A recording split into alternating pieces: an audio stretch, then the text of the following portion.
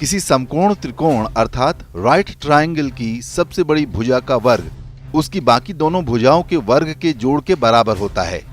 इस रेखा चित्र में ए और बी के वर्ग का योग सी के वर्ग के बराबर होगा।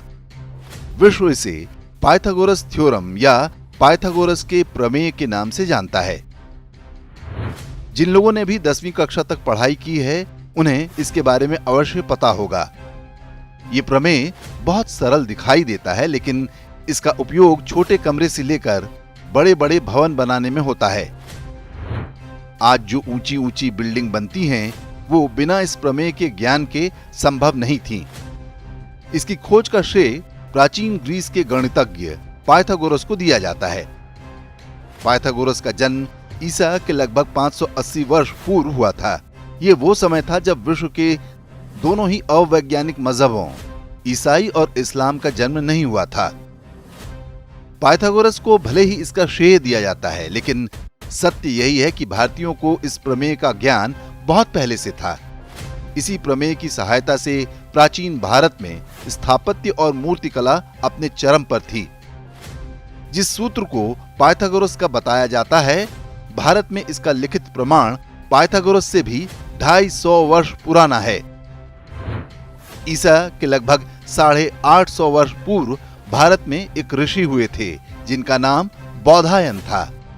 उन्होंने शुल्ब सूत्र नाम से पुस्तक लिखी है।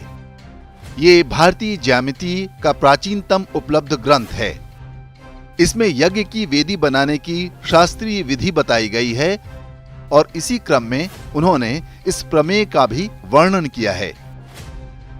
आज विश्व के कई गणितज्ञ मानते हैं कि पाइथागोरस ने इस प्रमेय का प्रतिपादन नहीं किया था, क्योंकि इसके बारे में बौधायन का लेखन पाइथागोरस से लगभग 2.5 शताब्दी पुराना है।